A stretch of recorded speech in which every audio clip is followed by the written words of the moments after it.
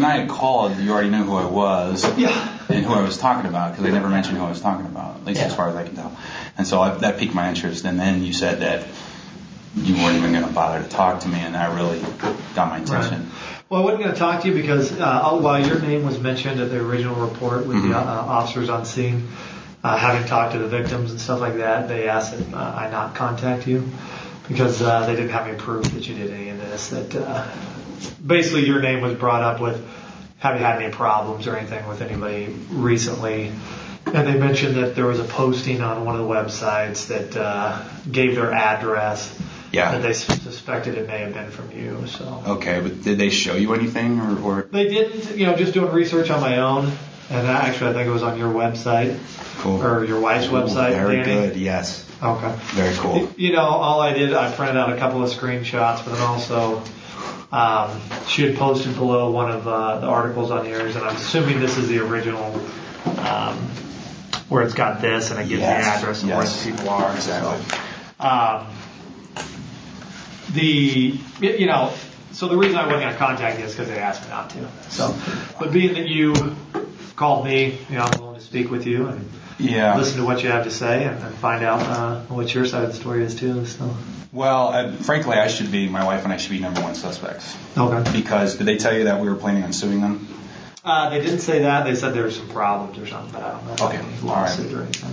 This came out, if it looks like things are going really fast, this came out on the 11th. Okay. This was an article written by a woman I've never heard of, from a publication I also never heard of, but it's pretty accurate. It has our names written on it, and it shows that... I read this one this Okay, morning. good.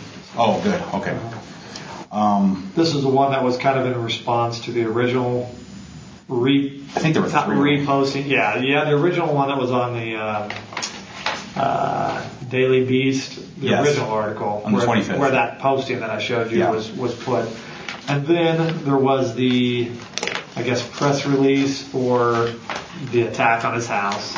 Yeah. And then this is kind of in response to that, right? Am I understanding that right? I assume this is in response to that. I don't know. I don't know her intention, but this came afterwards. It was subsequent to that. This came out, I believe it was Wednesday. I want to say it was Wednesday, and last Monday was the 9th. That's what I want to say.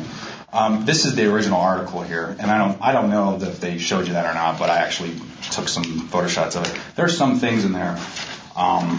In the comment section. This is the one you just showed me. So I wasn't too sure if they actually showed you that. Yeah. They didn't show it to me. I found it online. Oh, they were trying to get it to me. I was trying to contact, but the postings had already been taken down. Yeah. And so I was trying to get in contact with the writer of the article. Mm-hmm. They said they had all the postings saved, so they could send them to me, but they haven't got back to me yet. So. Did they tell you that the social services alert from our family is in there?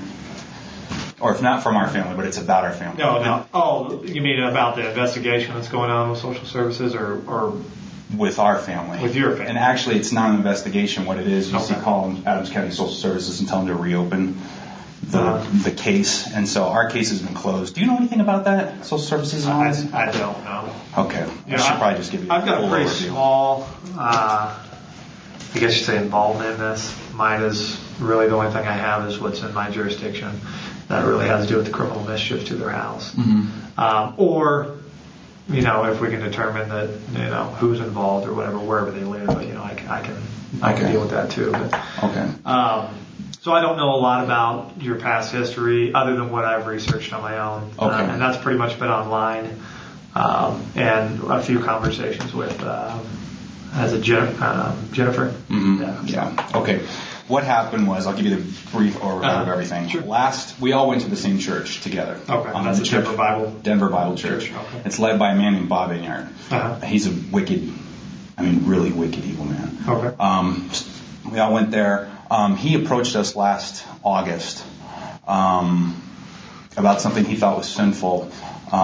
We use medical marijuana, so he thought that was sinful. So he tried to get us to come back to the church. We left. Because of that, he tried to get us to come back. We said no. We exited. A few weeks later, we get social services at our door. We go through the whole thing with social services, and in fact, I have the unfounded notice here, just so you know.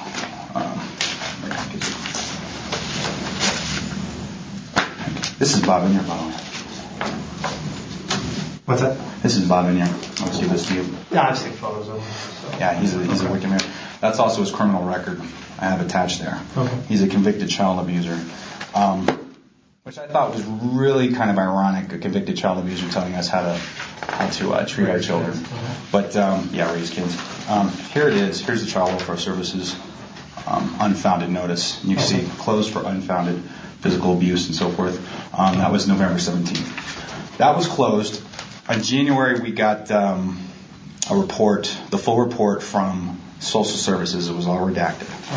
But it was kind of easy to figure out who said what and know that Bob Enyart was involved in this. Okay. And in later January, we released a video online. We fought back the only way we could because we had these anonymous people who were reporting us to Social Services.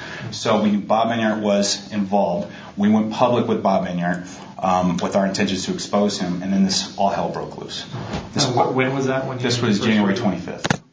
Of this year, yeah. So all of a sudden we get this online battle going on with these anonymous people. First it was just people from the cult, is what we call it, Denver Bible Church. Okay. The way they act, the way they react with each other, it's just like that. It's kind of like a mind control thing, what we used to be a part of. Okay. All of a sudden we get these anonymous things online. We get these Facebook pages, we get blogs that pop up that were dedicated to, quote, exposing us for the frauds that we are, and for exposing us as child abusers when Social Services did its thing. My wife has her own blog, too, and they would also send comments to her blog. We would track their IP addresses. Okay. One of the IP addresses that we tracked was the home of Jennifer and Keith Mason. Okay. And these are very derogatory, libelous comments. We reported it to Northland Cops, and actually, where is that? This is everything that's on file. Actually, that's not everything. I got that on Friday. This is Friday. And that's not everything there, but one of the things that they're missing, the first time I went there, I went to talk to Detective Davidson, and I gave him a death threat that we received on Facebook. Okay. That death threat was taken down right away.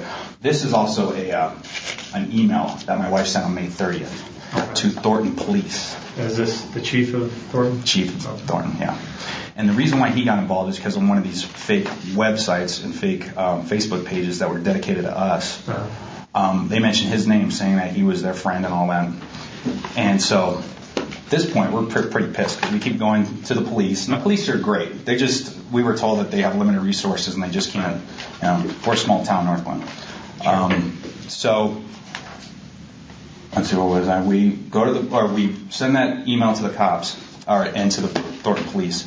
What happened was, you'll see on the second page of that email, we said we were going to go to the press with everything that we have. 1 week later, all of their websites that have been up for 6 months, 3 months, however long, because there were about a dozen websites that were dedicated to us, made for the express purpose of intimidating us and lying about us and trying to get Social Services involved.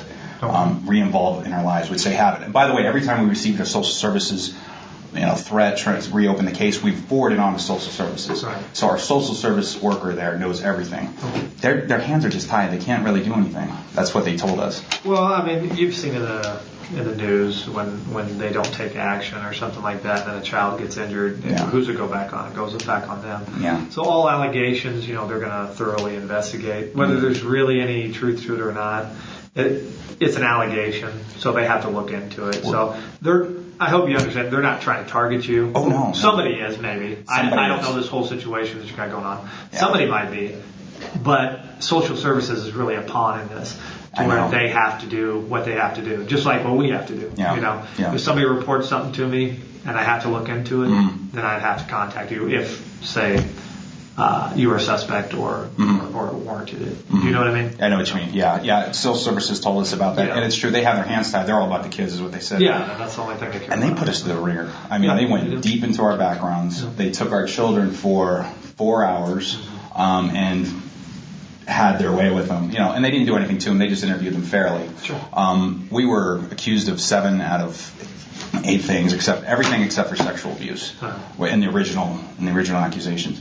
Everything was unfounded. Sure. Social Services, we realized that they were there just to make sure everything was okay. Right. We never dealt with them before, so. Okay. Yeah, and it's probably a pretty intimidating process too. Oh, it's horrible. Yeah, I mean, we got an attorney thank goodness we were able to get an attorney. Yeah. But really, I thought he was more of a hindrance than anything else. Really? Yeah, I did, especially when we were interviewing one-on-one with the social worker. Mm-hmm. But I don't know. He served a purpose. So, but our beef isn't with social services. In fact, we want them to help us even more, and they're just like their hands are tied. And the laws say that they can't say certain things, about these anonymous people who are calling in, confidential people. And they can't, because that would prevent people making true allegations from coming forward and stuff like that. So that's the purpose of the protecting people that actually accuse you and stuff like that. And so these people don't deserve to be protected because they lied. This was a criminal conspiracy to conspire against us, to have us lose our kids and to have a child abuse. Where do you live at? Do you live in Northland? Yeah, we live in Northland. Oh. Northland police were well involved with this investigation. Okay. Yeah, they it was Sergeant Haronin who was the first person name I saw in there, and my wife actually talked to Sergeant Haronin maybe a month or two ago, and he says he doesn't remember us, but I find that hard to believe because they know us there in Northland. I mean, we're not a nuisance. But we see a crime occurring in front of us, and these, like I said, these are anonymous people, and they aren't really anonymous. Like I said, we've been tracking their IP addresses, and to alert social services over and over again, and try to elicit the public to do it. Because this alert that was on the comment section of the Daily Beast, the stuff they didn't tell you about, has also been in the Denver Post, has also been in the Phoenix Times, has also been alerted all over the internet. And every time we find one, we forward it on to the police. We forward it on to the social services, and occasionally we forward it on to the police. So you can see we bring this thing in. This email not only was sent to Thornton Police, but it also CC'd to Jen Mason, Keith Mason, Bob Enyart, and everybody else from the church, including a couple elders. Okay. You'll also see in there that there's also a suspect list that we gave the Northland Police back in February. We also gave it another one back in April, I want to say, or maybe it's here.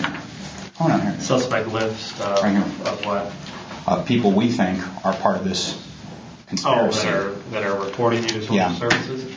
And is that what it pretty much is the reporting to social services, or there's something else going on there? There's something else going on. We don't know. Oh. We believe it's some kind of financial impropriety, at least for a couple reasons. One,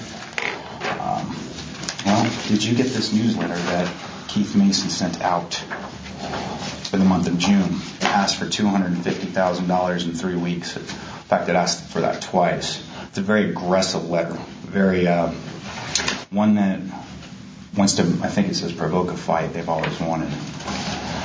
And 3 weeks later, Daily Beast comes out with this article. 2 days later, come to find out, they get this rock thrown at their house, which we don't find out about until that Monday after the second, it was the 2nd of July. So we think it's financial. Also, I don't know if anybody told you, probably not, Bob Enyart he's the leader of this thing. If it was an inside job, and I believe it was, and so does my wife, he knows who did it. And he's trying to keep his name off of this. However, it's hard for him to do that since there are several people who know about what he's doing, including us.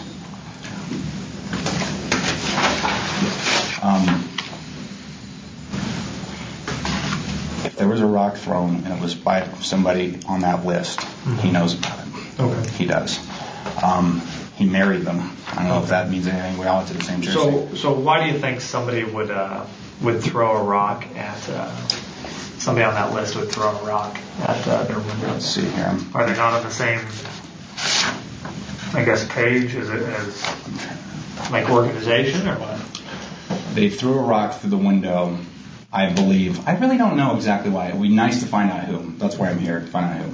Sure. I have a gut feeling like there was somebody there. Mm-hmm. They need to do it for publicity. Bob Enyart and these guys are publicity hounds, as you can see. They like getting out into things like Newsweek, and they like getting out into the media outlets. They haven't been able to get picked up on any big media outlets. Right. One thing about Newsweek, I don't know if you knew this, but Keith Mason is actually connected to Carlos Slim. Do you know who Carlos Slim is? He's the richest man in the world out of Mexico City. Okay. He's the man who funds, or at least partially funded, Personhood USA. Okay. He has connections to Newsweek, which is the Daily Beast, and also he was going to buy Newsweek a couple of years ago, but decided not to. However, he is friends with the company that owns Newsweek. The reason why I think somebody threw a rock at the house was for a publicity stunt, because just 5 days later they're asking for money again. If you look on, that's when the $200,000 thing came. No, this came out just I'm sorry, whichever one. That was before? The newsletter? Yeah. The newsletter came out in June. Oh, okay. Early June. Okay. This happened 3 weeks later. Okay. So if you look at that newsletter, you'll see it says we need it in 3 weeks, and then they didn't get it. I'm sure they didn't. So there's just some financial motive involved here. My personal gut feeling is that Keith Mason he's under duress right now by Bob Enyart. I know what that duress feels like because he's tried to do that to me. So do a couple other people, including, have you ever heard of a man named Brian Warbaugh? Okay. Brian Warbaugh used to work with Bob Enyart. Brian Warbaugh's son Danny was killed at Columbine. And so he and I have never been friends, but just recently we met, and he told me a lot about Bob Enyart, how he controls Keith Mason, and he controls other sites as well, other sham racketeering organizations, as far as they're concerned, their rackets.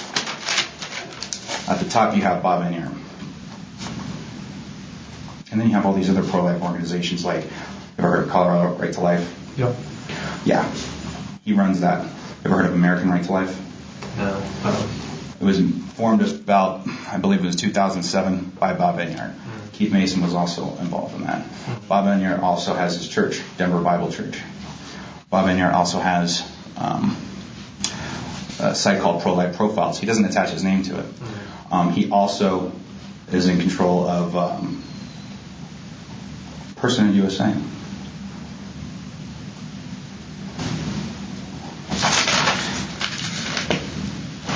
Keith Mason is being controlled by Bob Enyart. That's what I believe. Okay. Yeah. And he's the one who's behind this. Now, I'm surprised they didn't tell you that we were going to sue them. And we actually said that we were going to. We also said that we were going to the police, and they never mentioned that to you. I read all that online, though. Okay. So. But they didn't mention that to you? I talked to him on the phone just briefly a few times. Okay. And I didn't go into detail about your guys' past history. Yeah. One, because they weren't wanting me to look into the matter really with you. So it really didn't pertain to the case. You know what I mean? Like all this stuff you're kind of showing me. You reported this to Northland Police Department? Yeah, I did. Okay. Yeah. So I mean, we've reported as much as we can. Yeah. When I went and picked up the file, this is what I picked up from them the other day. Okay. Not everything was in there, unfortunately, and that's kind of upsetting because we've really tried to be diligent in this and just to tell the cops whatever we can that there's something going on here. Sure. We don't know what's going on with the surface with these people. We haven't been able to figure that out. What we thought was an original, bad call to social services has actually turned into something else. These people, their reactions to us, the way they're overreacting is not appropriate for just a simple misdemeanor anonymous phone call to social services. Right. That's one of the routes that we're taking. We're going to sue them for that. We're going to go to court and get those documents from social services, which they've actually requested that we do. We just haven't been able to do it. Sure. We are pursuing, we have written the ACLU. They turned us down to represent us in terms of suing these people, simply because it's not their case. Sure. But every time we do that, there's something that happens with these people. They come out with some kind of new publicity stunt. Bob Enyart's been in the public eye a couple times so far this year because he is a publicity whore. He's been in the Huffington Post. I don't know if you ever heard of the Huffington Post. Locally here in Denver, with a couple of things like boycott Starbucks because of their stance and so forth. These people are no strangers to publicity stunts. Sure. And Bob Enyart is no stranger to being a criminal. Neither is Keith Mason.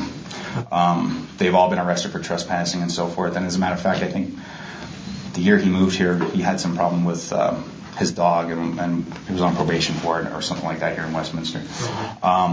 But Bob Enyart just recently, in 2009, was arrested and convicted for trespassing focused on the family in Colorado Springs. And this is just the stuff he's been caught for. Sure. In the 90s, he was convicted twice of child abuse, abusing the same child. That was his current wife's son, which at the time was not his son. It was his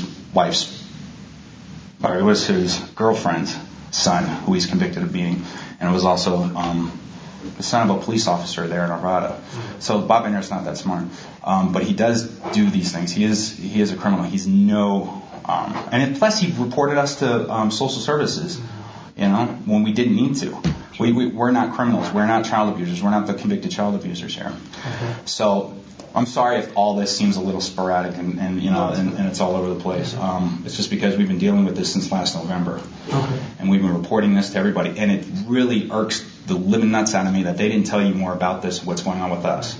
Such as we are going to sue them, and they owe us a bunch of money for the libel. I mean, it's severe libel. We're talking about they're saying we're talking about the Masons coming from their home, and that's actually in there. The IP addresses are actually in there on file with the Northland. Yeah, and it actually shows them taking responsibility for another hate blog against us.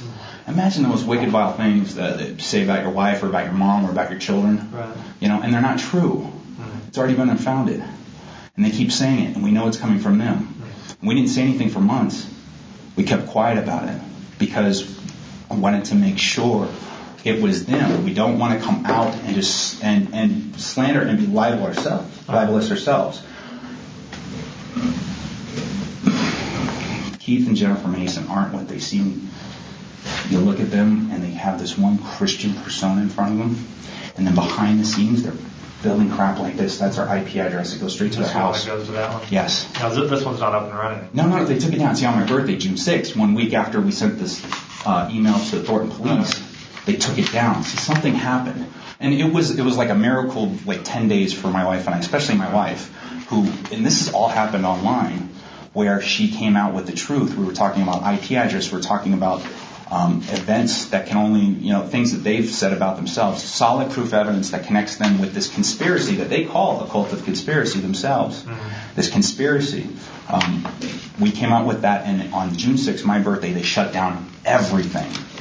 And this is actually that's not that here. This one right here, I believe it's not on that page. It says she'll start the cult of conspiracy. That was from the Masons. The Masons IP address. And we have like 100 million others coming from the Masons IP address, comments and so forth. These people are liars and they're criminals. And this conspiracy to report us to social services just jumped up and it went online. It didn't end. It just changed shape and form and got way more intense. They didn't realize we got him caught because Bob Enyart, like I said, he's a maniac. Right. And he sends Keith out of town on these missions, whatever they got going on with this personhood thing. He's out of town for at least 3 out of the 4 weeks of the month, if not longer. Bob Enyart is sitting behind here with men's wives, and I know this for a fact. He's online with her, telling her what to do, using her, because as far as we can tell, we can't see his IP address on there, but it's clear that it's him. We can show you other forensic evidence or whatever, connecting him with that, his own words, his verbiage. And Brian Warbaugh actually worked with him for so many years that he can pinpoint it out. So is this from your website? Yeah. Tracking IPs? Yeah, you have a program that runs that? Oh, yeah. It's called Site. I think it's like Site Meter. Yeah. So Site Meter actually told us all about this. And when we first found out that it was coming from the Mason's house, we were devastated. Were they ever charged out of Northland for anything? No. Well, not that we know of. See, Northland's being tight-lipped. Mm-hmm. We're trying to get, is it up, thumbs down? We can't get either way. It's just, we're just not going to make it look like we're I don't know. And what they told us was that they don't have the resources for it. But we can't get a thumbs up or down about it. One of these people here, it's the same one. Should be, except I added a few things. Okay. Drew Heimer, you'll see Drew 52 or whatever that was. A couple of yeah, that's Drew Heimer working for PersonhoodUSA. You see the crap he wrote about us. I'm like, he even knows us. Yeah. I don't know this guy. I saw him. We were all part of this cult, but he wasn't a part of this church. And he just worked for them because he was just free labor, and then it morphed into where we can pay like $2,000 a month after working there for about a year or so. Right. And Jonathan Sutherland also works for them. He was also part of the church. His father was a former elder, and his mother, Susan Sutherland, whose name is on there, still works there. If you look on the back here, there's a photo here that I made myself, and it's from a woman named Kim K, and it was written on February 11, 2012, and this is after we released our video exposing Bob Enyart, stating our intentions of exposing him for the crime against us. And this clearly shows here that she was a part of an original conspiracy against us. Immediately after she put this up, I'd say within days, she took it down. I had to get this from a cache off the internet. So I searched for it on Google Cache. And it was the last cache out of 500 or whatever. I'm glad I found it because it clearly shows that. What we did with this picture, what we keep doing with this picture is we post it on our Facebook page over and over again, and it keeps getting taken off, this particular one. Everything else about everybody, what we post, everything about Bob Enyart, everything about Jim Mason, everything about everybody else is taken off. But the solid piece of evidence, to me, clearly shows that there was a conspiracy, that there is a conspiracy, that this person was a part of and admits to it. And it keeps getting taken off. So, sure. I don't know, it's anybody's guess as to what's going on with that piece of evidence, but we posted it maybe about 100 times. Mm-hmm. I know this sounds incredible, this whole entire story. Right. But this isn't even half of what we have. We have so much more. And like I said, I apologize if this seems really all over the place, but simply because I'm trying to jam pack a year's worth of stuff into 20, 30 minutes with you. And when did you leave that church? We left that church officially on it was September. It was the Tuesday after Labor Day in September. 2011. 2011. And just the week before I had a meeting with Bob Enyart and with one elder, Gordon Carroll, right here, and a former elder, Mark Sutherland, because Bob Enyart was meeting Mark Sutherland's wife, Susan, who works for Personhood, behind Mark's back, and it was a meeting to confront Bob with that. And I recorded that meeting. And 1 week later, Bob tries to leverage this thing about medical marijuana against us, and it didn't work. And then he tried all this other crap too. I mean, there's so much more too. This just isn't one thing or two things. But that's my concern, and I believe these guys are in danger. I believe Personhood folks, Keith and Jim Mason, because in this he alludes to himself dying, and also in a couple articles that I have here, he also alludes to dying for his cause. And I don't think Keith is writing this. I don't think Keith is writing this stuff either. It's this guy. He's writing it. He's the ringleader. He's the guy calling the shots on all this stuff. But he's a convicted child abuser with a lengthy criminal history that nobody likes because he attacked James Dobson, who's basically a god in the Christian community. You don't attack that guy. Right. But you did anyway, try to make a name for yourself. He's been trying to do it for years now. I mean, in 1999, he was like his bear year where he was on TV, on a couple talk shows, on ABC. I forgot that guy's name, some comedian. He was also, his ex-wife also died that year after a lengthy custody battle with his kids. We have all that paperwork too, where she actually got a restraining order against him because he was beating his kids, and that was during the time when he was also on trial for the other child abuse charge. We have all that too, and I believe they're in danger. Okay. This guy has murdered. You think the Masons are in danger? I think the Masons are in danger. I think that they're being controlled. Okay. I think, and I know what that control feels like. Well, I've kind of listened to your story. Okay. And what you're saying is pretty much what I've read online. Okay. Either on your wife's website or just different, Facebook pages, and whatever else.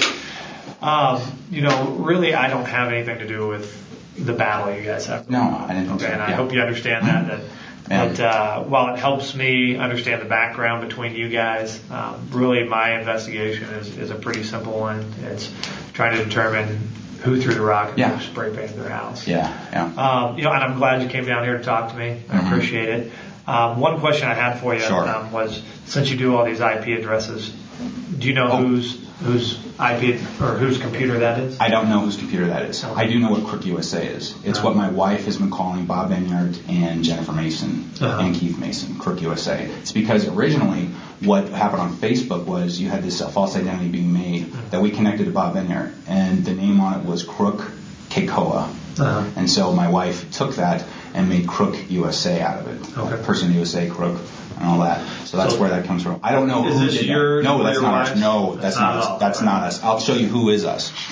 Well, my wife's name is on it. That's the Danielle one, Yeah, and then this is also mine. This is me right here. So anytime you see that, that's me. Okay. And my wife and I, that's the only one I used, and my wife used her name. Okay. Hers is the Danny. Yes.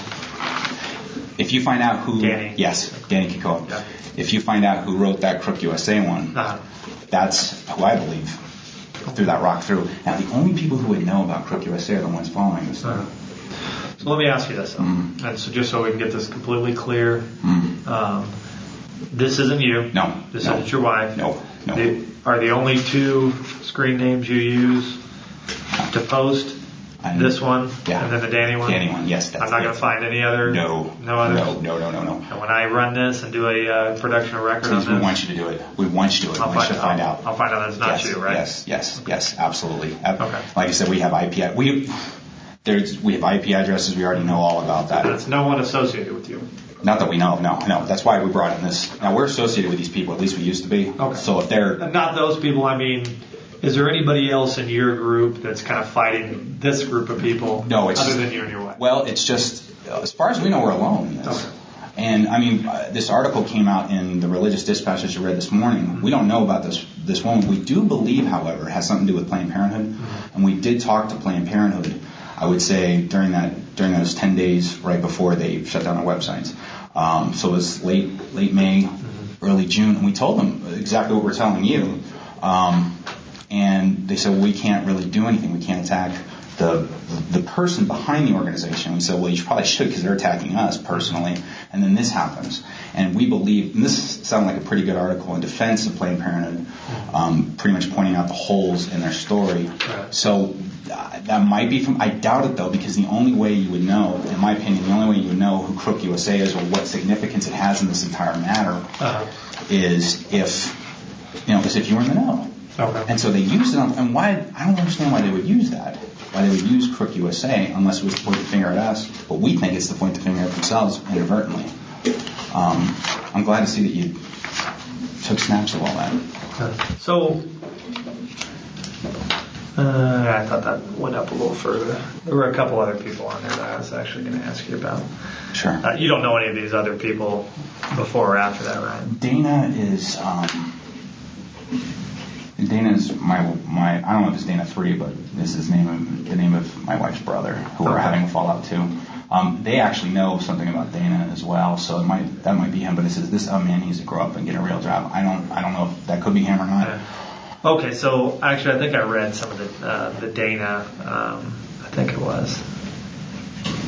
Or maybe that was on your wife's blog. Mm-hmm. Do you guys have a feud kind of going on with your wife's brother? Yeah. Okay. The brother and the mother. We reported that to Northland Police too, and it's a lot of that's explained in the email. Are they still associated with the church then? Or they were never associated with the church. Okay. It was kind of with them because we were a part of the church. It was they knew of the church. They would come to church every so often. Dana never came. He lives down in Phoenix now. Right. He escaped Colorado because of all this. Okay. He had What's his heavy charges. He said he hates us, I guess, because we're Christian fundamentalists. But we're not Christian fundamentalists. Right. We just love the truth. We just want to tell the truth. That's it.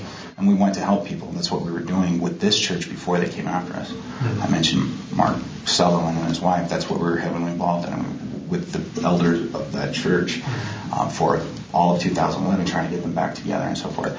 The beef with the family came from Bob Enyart. You have to talk to him about that, how he talked to him. We've been trying to talk to her, and on North Glen, one of the calls was actually from Daniel's mother, which we didn't know about. I think that either that was a mistake, either they weren't supposed to give us that or something or what. But you have to ask Bob Enyart. But we do know they were involved in this conspiracy. To what extent? I think at this point, Daniel's brother just wanted to hate on us. He just wanted to hate on us. Danielle can tell you more about that, though. It's very personal between her brother and herself, and also Jim Mason, who the two of them are best friends. Mm-hmm. Here's an email or a letter that when we were being investigated by social services, I asked several people, including Bob Enyart, to write us reference letters for social services. That was Jim Mason's letter about us. Two social services? Two social services. Okay. And was this actually in the, papers, social services? Yes. That was redacted? Yeah. Well, no, they didn't actually have to give us those because we already had all these. Oh, okay. Yeah, they what they did was they just gave us their report, their type verbatim report. And I know it wasn't everything. Right. So why do you think they're reporting to social services if they're writing? Originally, that's what I mean. That's where Bob Enyart comes in. Because originally they didn't know what we knew about Bob Enyart. He's the one who conspired against us. And he's the one who was meeting this other man's wife behind this man's back, and he was denying the whole thing. And we're like, well, an affair or whatever, it's a bad thing when it comes to the church, but whatever, it's not illegal. So we're in the middle, during October and November, we're talking to people about this, and Jen is getting first-hand reports from us. By that time, we cut off Bob Enyart. We're not talking to him, he's crazy. But we're talking to Jen, simply because, well, Jen is best friends with my wife, Danielle. So we're going back and forth, and Jen's getting it. Little do we know that Keith Mason and Bob Enyart she's obviously telling Keith. Keith's reporting back to Bob. And Keith, here's what Brian Warbaugh said. Keith doesn't button his shirt without Bob Enyart knowing about it. And that came, like I said, directly from Brian Warbaugh, and we weren't surprised to hear it, but we were very grateful to hear it, because not too many people believe that kind of thing.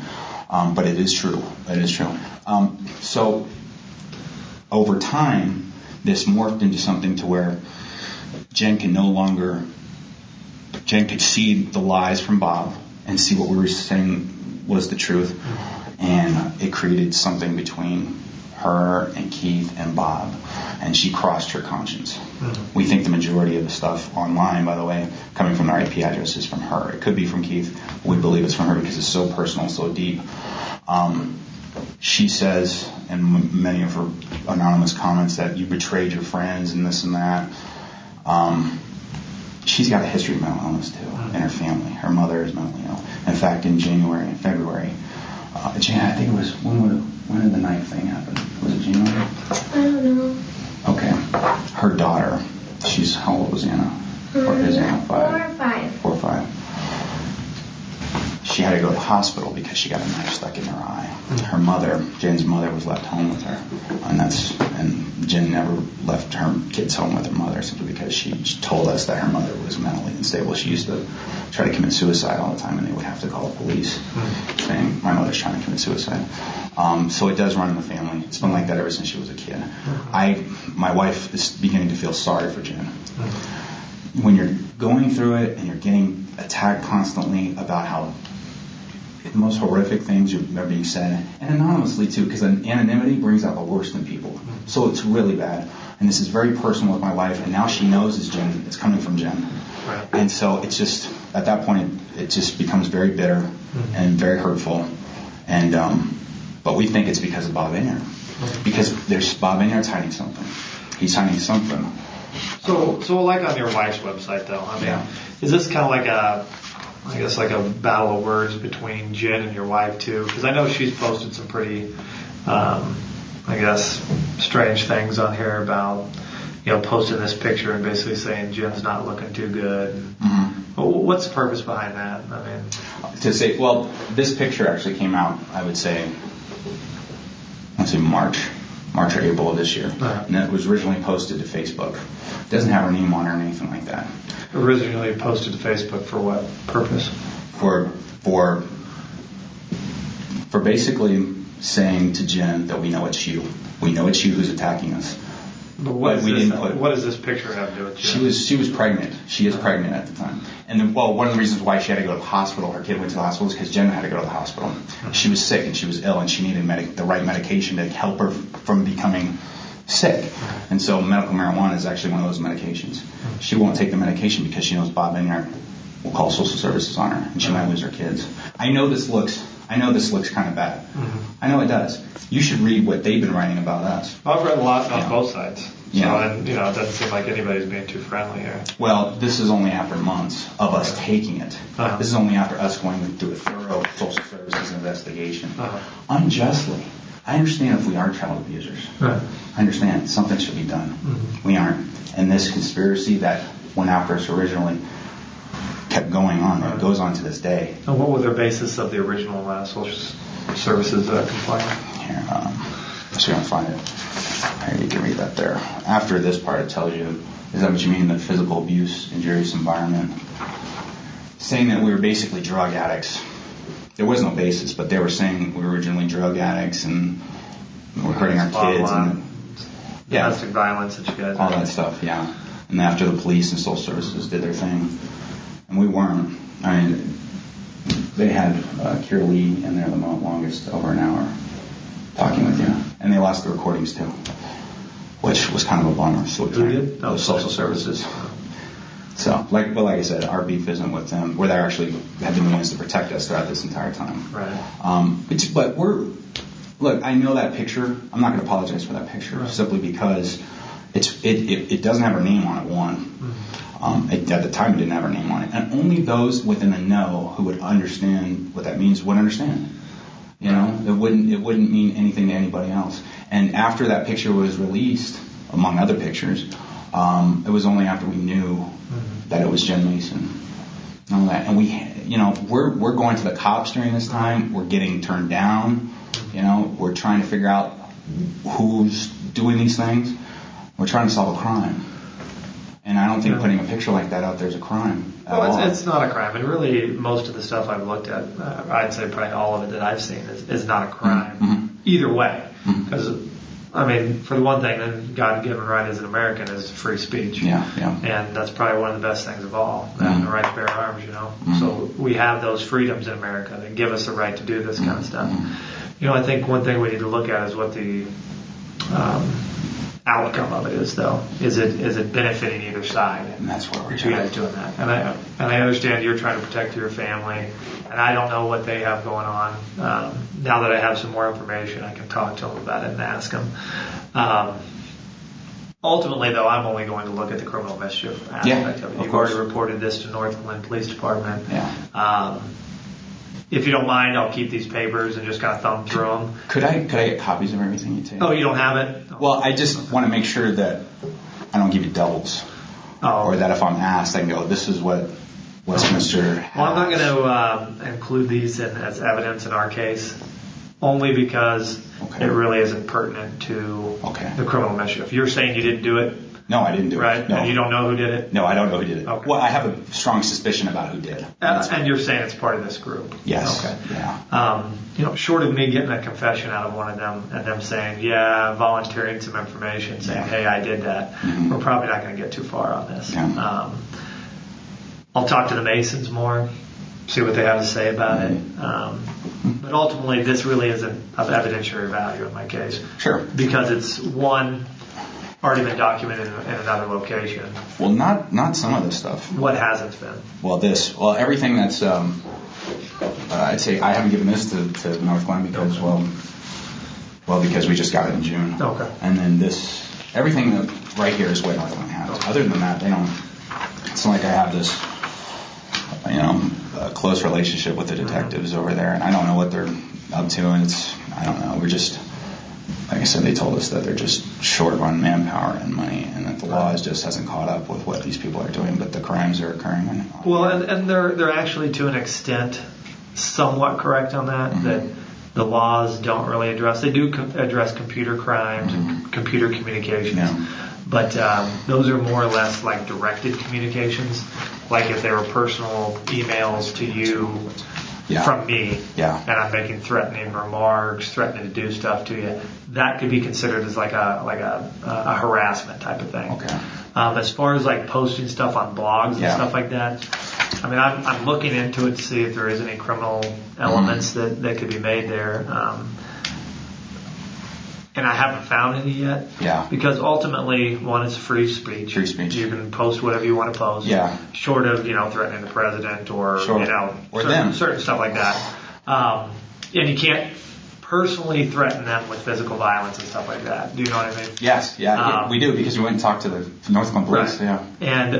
And I haven't seen any of that stuff done. Yeah. You won't find that from us. And that's good. Yeah. We don't have that with us. We don't have that in our hearts. I'm sorry to cut you off. But ultimately, when it comes to like harassment through a computer and stuff, sure. Posting stuff on blogs, short of being a direct threat against somebody, like, hey, I'm going to come over your house and kill you, type of threat. Ultimately, they have the choice to view it or not view it. Yeah. Does that make sense? I mean, they do. It's your right to post it. That's right. If they don't want to hear it, they don't have to go to it. Yeah. Which is different than if you were to email it directly to their email account or something like that. Then we could go that way. Yeah. You know what I mean? Yeah, we've actually sent out a few emails with things about the Masons in it. Nothing that's not true. Right. Nothing threatening. They were CC'd. along with other people like the police and so forth. So it's not we wanted them to know that we're going to make it aware to everyone what you're doing. And by the way, if we're lying, sue us. Stop us. Right. If we're wrong, say something about it. Otherwise, what do they call it? Implicit guilt. If you don't say no, we're not these people, then it's implied that you accepted the guilt on it. And so this is another email that my wife had sent to Jen in February. So that might give you a little bit more background about who Bob Enyart is and about who we are to these people. My main concern is also finding out who threw this rock, because I don't think you were meant to solve this case. Right. Personally, I think after reading the RD article, the police or Sheriff Spock, he said that basically undermined efforts to solve this case. And I was like, that makes sense. And I'm like, why would you put out a press release 5 days after the fact and about if you were that? I mean, look, our children aren't traumatized. Right. We're the traumatized. Well, actually, my Hannah was traumatized when the cops came. But our children aren't traumatized. We're pissed. And we've been pissed since November, since October. And we're not sitting there joking and laughing, going, these are bad cats. And like what this guy says in the middle of his article after he was questioned about this rock. If his kids are really traumatized, the last thing you do is talk about it. The last thing you do is joke.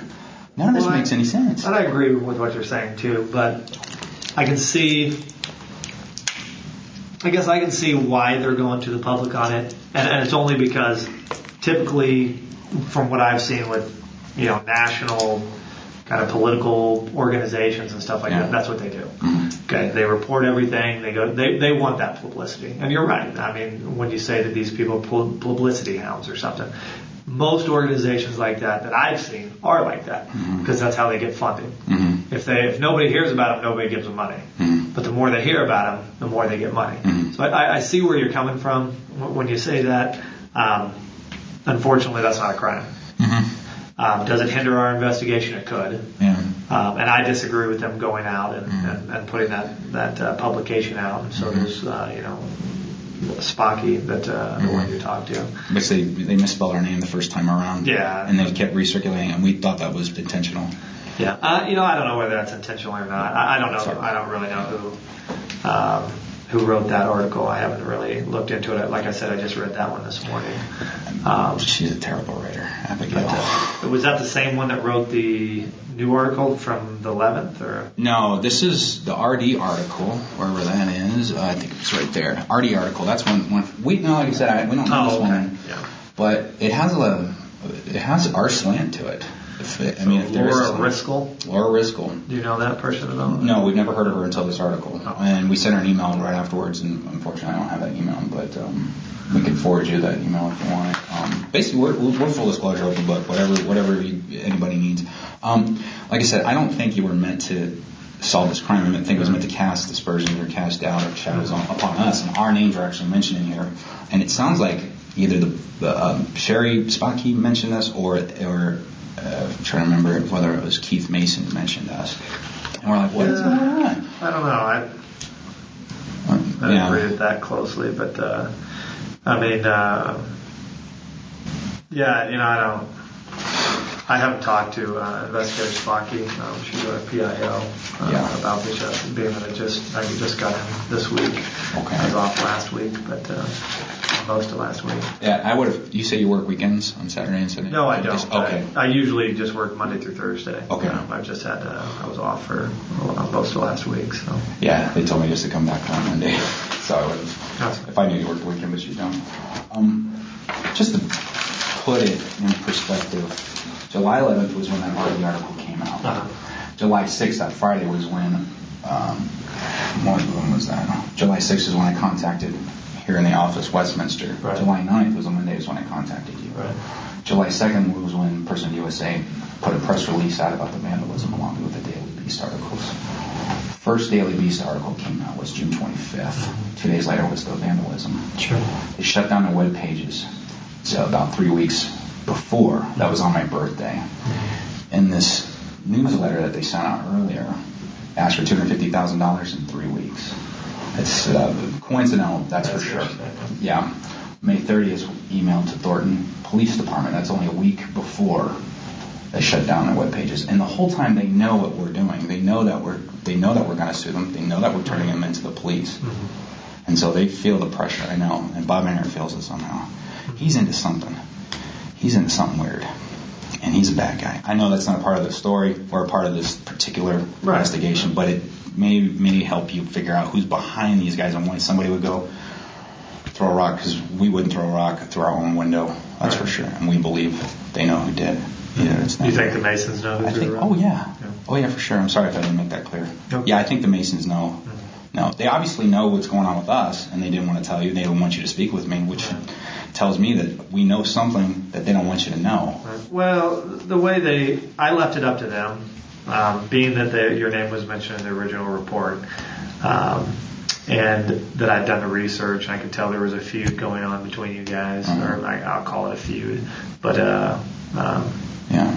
you know what I'm talking about, and whatever this is, and I left it up to them on whether or not I'd contact you or not, basically as a suspect in this case. And they said no. And they did explain that Danny and Jim used to be best friends, that there was a falling out, reference Denver Bible Church, and that there were postings on both sides and stuff like that. So they did go into some. But not about like what was going on. Not as in depth as what you've done, but of course I haven't talked to them in person either. This is more of an attack on us, and they're trying to cover it up. It's not a feud in the sense that there were two people going at it. That picture was only in the midst of, it was released only in the midst of them dedicating various websites and blogs that now would shut down, including the Cult of Conspiracy, against us. And we're doing everything we can to stop them. And if they're not going to stop, we're going to expose them and do everything we can to do it that way. And they stopped on the 6th. Sure. On June 6th, which was just recently. So basically, they did explain it. They did explain it. Just not as in depth as you did. And they told me that they would rather let it go than to contact you because they didn't want to make the situation between you guys any worse. Does that make sense? It makes sense. And maybe that they think you know something about them, like you're saying. I don't know. I don't know either of you guys, other than what I'm talking to you today and talking to them on the phone. Yeah. So and I realize that. I realize you don't know us. Like I mentioned the name Brian Warbaugh. He's a celebrity sort of within his own right. He has a name to protect and reputation. He can vouch for us. He will talk to you. I've only met him twice in my life, but he's more than willing to talk to you about this man and about Keith Mason as well. Brian Warbaugh. Spell his last name? Is it Brian with an I or a Y? I. ROHRBOUGH.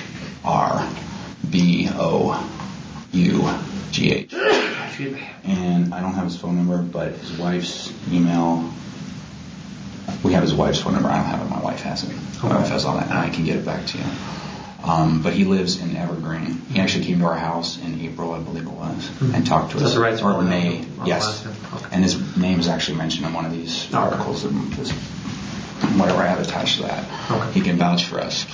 And we also have a journalist chronicling this whole thing too, looking at it from the outside in online, and she's following it too. And she's kind of like what this RD article has done, except she has a better view as to what's going on, and she sees the criminal behavior. It's a very least wolves in sheep's clothing scenario, extreme wolves in sheep's clothing, which is what leads me to believe that there's something else too. Plus their criminal histories and all that. I mean, you only have what their history tells me. This picture was taken mere days after they shut down everything. Well, that was posted on the news article. The news article. Yeah. Look at their eyes. See the body language. You see the way her hands are. She's pregnant. This is after they found out about us knowing it was them. And I don't think Keith Mason knew about it fully until around the 6th. I don't think he knew. Now, this was after they knew what now? After we sent this email to the police saying we're going to go to the media, we have your IP addresses, and so forth. By the way, what happened was on May 16th, Bob Enyart came out with this. Like that little pro-life petition there. He's not pro-life. He came out with this dumb Starbucks thing. It was picked up on the Huffington Post. That's when we started the boycott Bob Enyart page to expose him, because he wanted to boycott Starbucks for some reason. Right. And so we started that page. And then just, I'd say from May to June 6th, it was only, 3 weeks? 2 or 3 weeks. And then they shut down everything at that point. And we really hammered it really hard. We were sick and tired of these freaking pages being up against us. Telling social services to call on us. Telling other people, saying lies about us. These things, they get to you.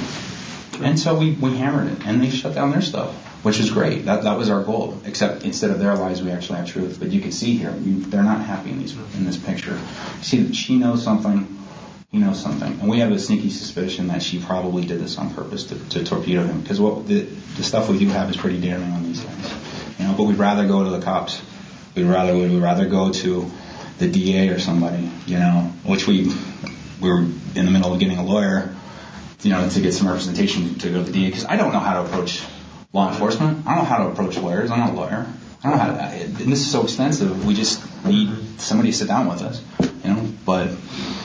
Well, I'll give you this too. I'll give you all this. Yeah, if you just want to leave that all in there. And you know what I'll do?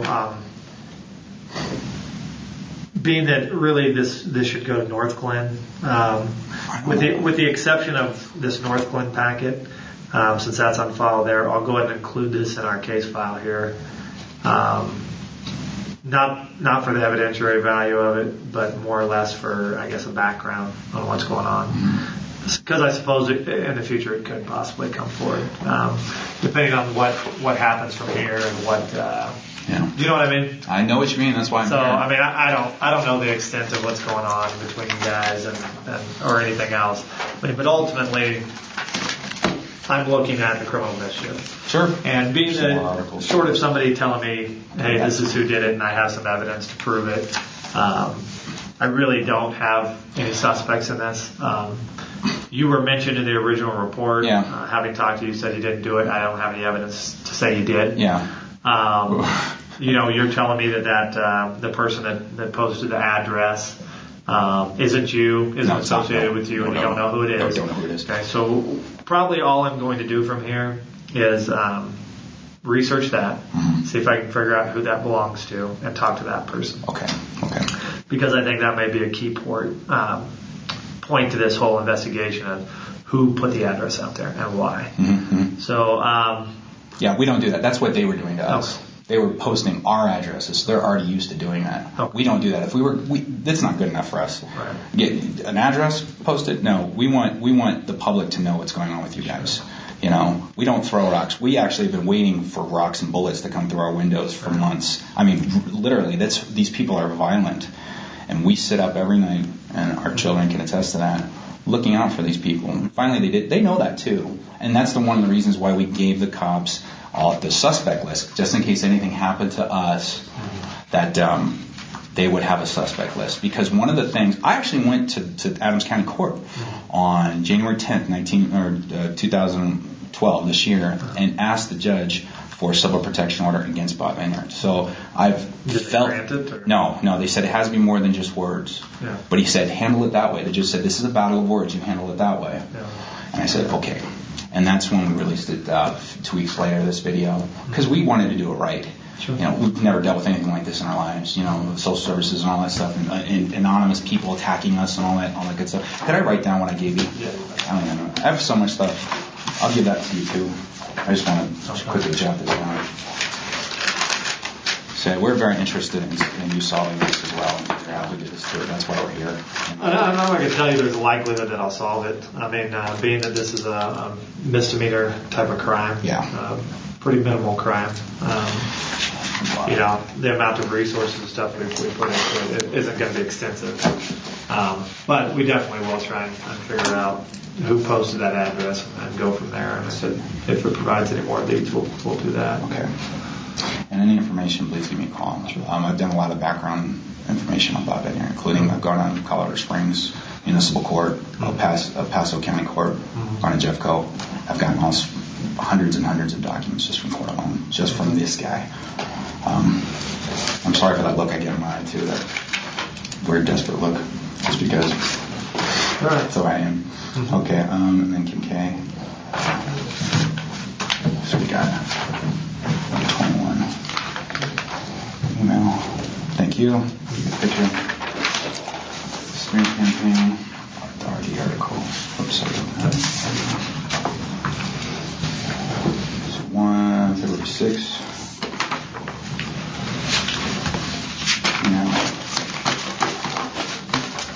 This is their abortion law.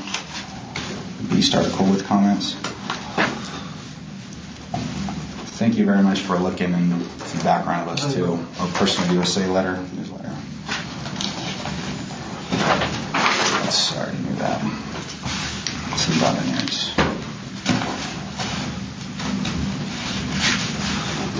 And we also gave you, back here is also an article written in 1999 about him. Okay.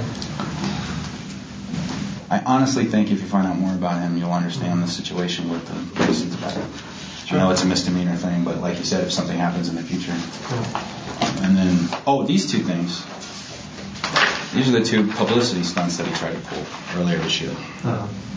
So just to show you, he's no stranger to the publicity stunts. Sure. And also that too. And I think that's it. I think that's all I have. Okay. So, thank you. But, think if there's anything else I want to ask you. I know there's a lot more I want to tell you. I know there's a lot more I forgot to tell you. Let's see here. Oh, Carlos Slim. I know I mentioned him earlier. The reason why I mentioned him is because just a little bit of background shows that he's the richest man in the world for a reason. He's a loan shark. And the last time he did that I could find was with, publicly anyway, it was with the New York Times. He loaned the New York Times $250 million, and in less than a year he got paid back. He made $29 million off that one deal. These guys are looking for $250,000 quick. And that's what Carlos Slim does. I know last year they were trying to get the Mississippi thing passed, their personhood amendments in Mississippi. Keith and I, we were very good friends, by the way. Right. Keith and I. Keith would tell me about Carlos, and he would say things like, Carlos is supposed to give us this money, Carlos is supposed to give us more money, and Carlos this and that. Could have been lying. Sure. I mean, reasonable. When Mississippi failed, before Mississippi failed, he said we're supposed to get a lot of money. The money's supposed to start rolling in. It failed. No money. Right. So that's, I think, finances have a lot to do with this as well. Okay. But Bob Enyart having all these little rackets everywhere, there's no accountability, financial accountability for this guy. And even in the newsletter, it says that checks written out to Personhood Defense Legal Fund or whatever was tax deductible. And I find that hard to believe. I don't think it's tax deductible. So anyway, that's the motive, I think, behind this whole thing. Okay. And anything else? I mean, and you say are they going to have access to that anytime soon, what I just gave you? Okay, all right. We do fear these people. We used to fear them a lot more. It'll be accessible once it's closed. Obviously, it's a matter of public record, so everybody can have access to it. Yeah. But, while it's an active investigation, they won't have any access to it. Okay. It'll just be me. Okay. Yeah. Okay. No, it's and I fear for the Masons now. Yeah. I fear that they're under duress. Is there any way you and the Masons can, make amends? Do you think? Or? Well, not as long as Bob Enyart's in the picture. Right. Bob Enyart's he's a psychopath, and he has no conscience, and he's a cult leader, and he tried to extort us, but we think that he has something on Keith that could be very devastating. Infidelity is what comes to my mind. Financial impropriety is another thing too. He's got something. Bob Enyart has something on everybody. Right. My friend Mark Sutherland, who I'm not friends with anymore, but he escaped to Hawaii to escape his cult. He had something on Mark Sutherland for over 15 years. He had an addiction to methadone. And up until last year, he had that. And it's only because I went with Mark to Detroit for a detox screening. So things around Bob Enyart, as long as people are connected to Bob Enyart, there's no way we can be connected to Personhood. But we feel more sorry for Jen than anybody else, because for months she had been the one, in our opinion, the one attacking us, not Keith. But it could have been Keith as well. But I think Keith didn't know it to this fullest extent. And if he did, he was told not to do anything about it. Right. But then all of a sudden we come out with the evidence that we have against them publicly, and we're emailing it to the police and other writers and other people within this pro-life community, so to speak, about this damning evidence, and they're completely silent on this. Right. The Masons are, but other people aren't. But the Masons are for some reason. Sure. And they aren't rebutting us, and we would love it if they would, but they aren't. Okay. And they need to clear their names, but